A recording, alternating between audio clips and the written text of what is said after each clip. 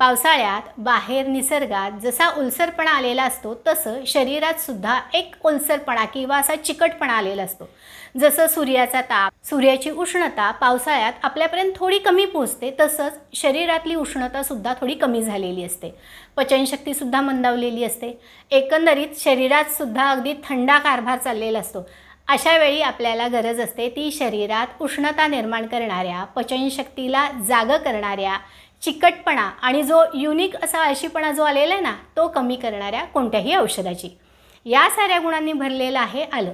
तसं पाहिलं तर आलं आणि सुंठ एकच पदार्थ। ओलं असताना ज्याला आलं म्हणतात तेच सुकवल्यानंतर किंवा काही विशिष्ट प्रक्रिया केल्यानंतर त्याची सुंठ होते।